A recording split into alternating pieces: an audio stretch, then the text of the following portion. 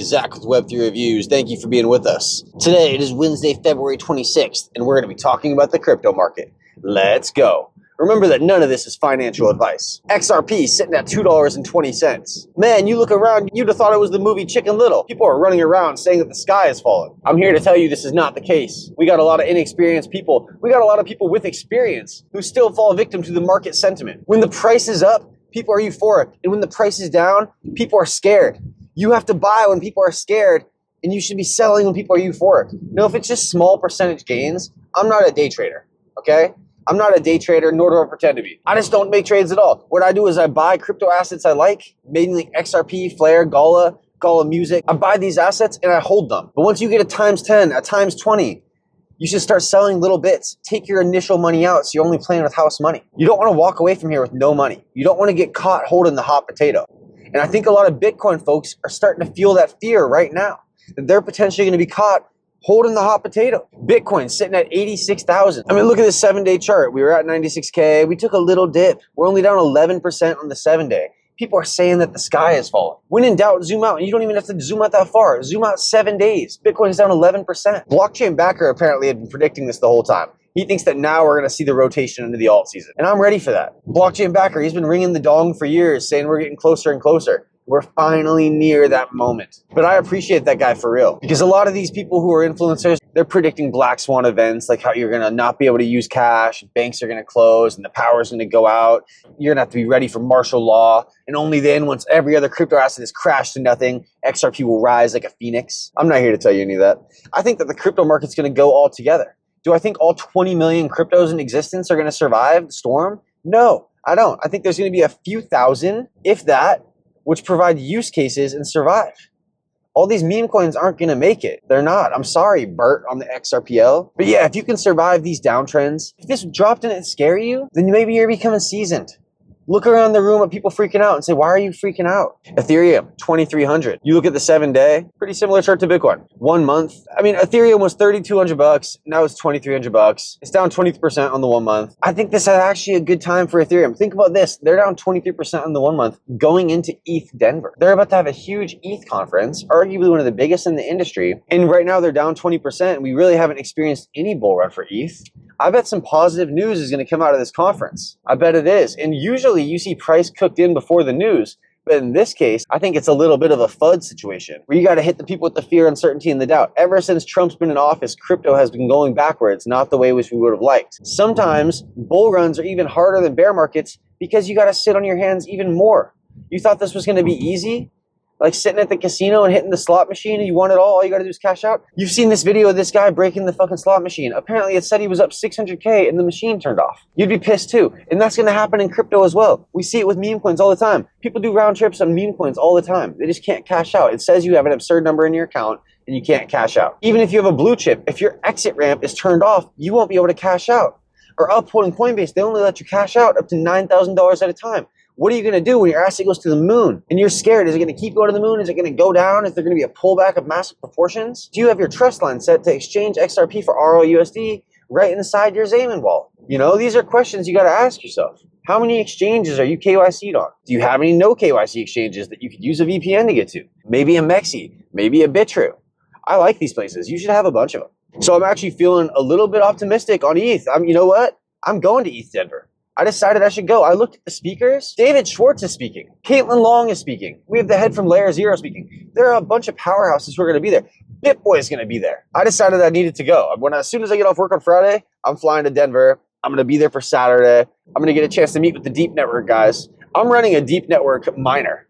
In the DeEEP Network, what they're doing is, listen to this. So Gala Games, they allow you to run nodes. Big Gala Games fan here, big fan of the nodes. If you run any of their nodes, you could run it on a hardware device at your own place, or anywhere, I guess, that you have Wi-Fi, or you could run it on a VPS, which is a service you buy from somebody like NerdNode to run your node for you in their server room. But what was realized is that if everyone's using the same 10, 20, 30 server rooms, then crypto's not as decentralized as we'd like to think, at least the node networks. So what NerdNode did is they created a device called the DeEEP Miner. And this DeEEP Miner, people buy it, you plug it in at your house, and you become the server room. So if somebody wants to host their node, they'll be able to go off your node, and you'll get paid for that. I'm a big fan of it. the DeEEP Network. Get to talk with those guys. Going to be really exciting. Gala Games, which of course started out as an Ethereum token, you still have all their assets on ETH, but they also have their own chain, Gala Chain, which is much cheaper in my opinion. I mean, I don't even play with ETH, so it might have days where it's not expensive. But if you just don't own any, then you're going to use Gala Chain because you have Gala. It's easier to use, interact with. Gala is sitting at 0.19247 cents. It's bouncing between 2.1 and 0.19, just like Flare. Flare is bouncing between 0.17 and 0.19. These assets are in a similar range, which is interesting because Gala has almost times 3 less tokens. You know, I was looking into it, and apparently Flare does not have a hard cap, and it's just going to be an inflationary 5 billion tokens added per year forever. I don't think there's anything wrong with that per se. I mean, we look at a token like ADA, and ADA is going to go on forever. They don't have a hard cap. Ethereum doesn't have a hard cap. So I'm neither here nor there on it, but it is worth being noted. Gala Games, there's only going to be 38 billion tokens. They burned some of the tokens. There were 50 billion. They burned down to 38. Flare, there's about 105 billion tokens now, but every year we're going to see 5 billion tokens released. And so that's kind of an inflationary thing. But of course, there's going to be burn rates implemented. F assets are going to be burning every time you go to stake and restake. There's going to be ways that we're going to get this back. Okay, I'm sure that the Flare team is thinking about this. So Flare sitting at 1687, ranging between 0.18 and 0.162 just on the day. Nothing wrong with that. We're in a ranging time. But let me tell you this. We are about to see a massive event in the altcoin market. Those that held strong, those that continued buying and didn't lose faith, those that didn't sell at the bottom yesterday, you're going to be rewarded massively. You are. I bought $100 of Flare yesterday. Extra 6,000 tokens. Why not? You ask yourself how long it would take you to earn 6,000 Flare based on your delegation rewards. Hey, it's a good deal. Imagine getting in on Ethereum in its first 2 years of life. I think that Flare has a lot of technical abilities similar to Ethereum. To be honest, I think that it's better. Some people call it ETH 3.0. Now, I'm not calling it that because I think ETH sucks. No, I'm not calling it that. They're allowing for smart contracts to be implemented on assets that do not have smart contract capabilities. We're talking Bitcoin, Litecoin, DOGE. XRP, of course, now has hooks, right? But you're going to be able to do this stuff on Flare Network as well. You're going to be able to stake your XRP as FXRP and earn a yield on that asset. Now, people always ask, where is the yield coming from? It's beyond me. Sometimes you're in DeFi. You have to be careful about which DeFi asset you're playing with. DeFi Divi said it.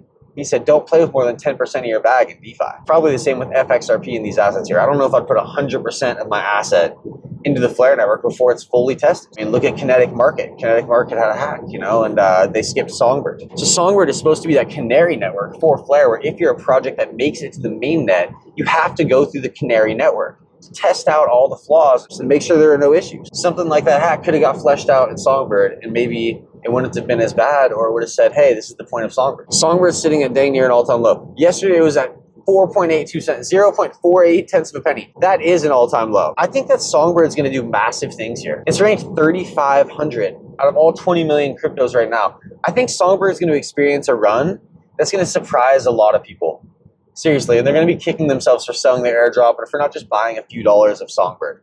It's 0.5 of a penny. Pretty risky to not own Songbird. You look at what Kusama did, which was the canary network for Polkadot and L2 on Ethereum. Kusama did it times 350. That's not bad for a canary network. I hope that we get to see something similar with Songbird. And I think that alt season is going to commence and a lot of money is going to flow into these alts. So right now, Songbird's market cap is 81 million. Let's look at another low cap. Gala Music.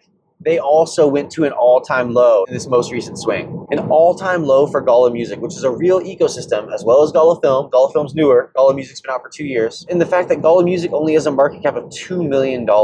I would take a stab at Gala Music. There's a lot of these crypto, blockchain, NFT projects. Gala Music's one of the best ones. And they're offering music from guys like Snoop Dogg, Earl Sweatshirt, Jordan Sparks. It's incredible, to be honest. We have a lot of artists on there. I could be naming artists all day, okay? But it's incredible. So apparently what happened is benefactor, Eric Schiermeier, he paid Snoop Dogg $50 million and bought Death Row Records from him. Handshake deal. Think about how badass that is. And with that, they got Snoop on their team, though, more so than just buying his catalog, which could be released on Gala Music any day, the entirety of Snoop Dogg's catalog. They also got Snoop's endorsement. Snoop's been on Drink Champs and talked about Gala Games. Now, he's spoken to a few people in the Gala ecosystem, and he said he didn't think that Gala Music was ready yet. I have my own theory. I don't think that entertainment cryptos and the NFTs that go along with those are really going to see their heyday in the market until maybe the next cycle. Because right now, the market's focused on utility. We're focused on utility around banking systems and around the easement of what's going on with our financial system, inflation being out of control, people getting taxed up the yang, wages not keeping up with the cost of living, etc., etc. And we're hoping that crypto, an asset that the United States takes on, which might be able to take on some of Swift's business to become the new Swift here in the USA, we're talking about Ripple and XRP, of course, will bolster the United States back to a position of glory, similar to when we got to the Bretton Woods deal, we became the world's reserve currency. And of course, when we left gold for oil back in the 1970s, it was a big move. And now we're going to see a change. We are going to see a change once again into what type of asset our money is backed off of. It's time. We had a day in the past where oil went negative. People were trying to give oil away. So how can you have our money backed on something that's volatile like that? So David Schwartz is speaking at Eth Denver. I'm impressed by that. Unfortunately, I'm not going to be able to see him. But what a big deal. And that just goes to show, we think there's tribalism in crypto. Oh yeah, screw Bitcoin, screw ETH, I'm an XRP guy. Or, you always hear the Bitcoin maxis. Those guys are tribalistic. And then you realize that David Schwartz is speaking at the ETH conference. Arguably, David Schwartz helped build Bitcoin. He could have been on the team. If not, he was one of the early Bitcoin devs who looked at the code after it was made and realized that he saw errors. He thought that mining and proof of work was an error. And I'd have to agree with him. I don't think that the cost to mine is as valuable as people think it is. You hear the Bitcoin guys saying that all the time. It's important that there's this cost electricity-wise to mine. That's what gives it value. I think the pre-mine was great. Now there's no cost. The XRPO was created and 100 billion XRPO was on that ledger. Ripple owns like 45 billion XRP, but it's all in escrow. They can't just go sell it willy-nilly. It's going to be interesting to see what happens. The SEC lawsuit is still not over. It's going to drag on forever, apparently. They really don't want us to make it. They don't want you to make it to the finish line. They don't want you to buy low cap assets with a 2 million market cap that have the likes of Snoop Dogg on it. Gala Music has these people who are a part of the industry. When you look at a Bybit or an Opal Music or an Audius, I think that Gala Music is clearly the best NFT music space in crypto. Look at this. Gala Films docu-feature 4 Down premieres at the Sunscreen Film Fest on April 24th. With Mark Wahlberg's Unrealistic Ideas and Snoop Dogg's Death Row Pictures as executive producers, and directed by Emmy winner Steven Cantor, Eric Schiermeier, benefactor. He said that we're going to have films soon on the big screen, which you're going to be earning royalties as people watch on Gala Film. It's not going to be long before we're on Netflix. Netflix is going up to $30 a month soon. Gala Film is free. Now, there's not that much on it, but give it time. Look at the vision here. You hear guys like the Lord of the Rings guys say they didn't get any of the merchandise cut. The Lord of the Rings guys, they said they got screwed on the merchandise. I'm not saying that NFTs is going to somehow fix merchandising royalties. But what do I know? What do I know? Seriously. Man, I was a dishwasher and a freaking retail salesman. Crypto gave me some sort of legitimacy. I was able to go to school and do finance, and I convinced the finance head that I knew something because every time he asked me to write a paper, I'd be talking about my favorite crypto assets. I was talking XRP versus Bitcoin. I was talking about communism versus democracy because that's what it boils down to. Proof of work can be controlled. Okay, well, let me ask 2 questions.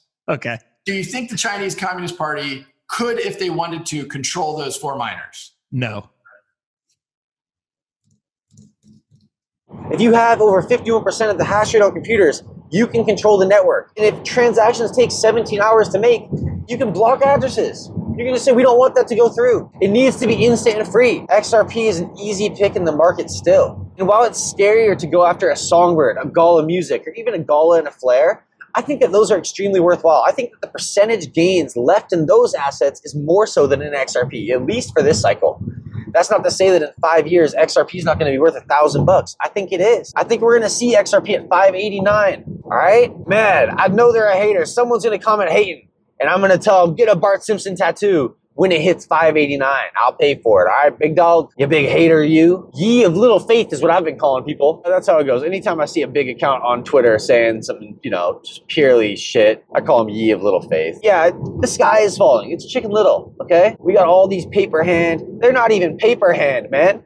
They're motherfucking chicken feet. They don't even got hands, man. They got chicken feet. I can't even believe it. How did they click the phone to make buys? Dude. So think about this. Bird flus hit the market, and all the people with chicken feet are getting cut from the market. Running around like chickens with their heads cut off. And that's what it is, man. I mean, seriously, you talk to these people, and the sky's not falling, okay? It's just fine. In my years of crypto, I've seen so many of these events. And let me tell you, it sucks when you're a part of them and you lose money. It sucks when you have money on BlockFi and it goes under. And you're waiting on your settlement check for years. And you get your settlement check and it's less than the amount of money you had in there. Seriously, they used your money to pay for their lawyers. They FTX'd. Don't listen to Jason Williams online. This guy was one of the main dudes promoting it. His other company, Swan Bitcoin, fell through too. And now he's out here talking about XRP. He just pivoted like nothing happened. We have to hold people accountable. And that's the great thing about crypto is it's all on the blockchain. Now, XRP has the private ledger. We know that banks don't want everything to be on a public ledger. Why would your richest customer in the world want everybody knowing what they're doing? Crypto's here to stay. Get in assets that are going to be here in 5 to 10 years. I truly believe in the assets that I'm talking about.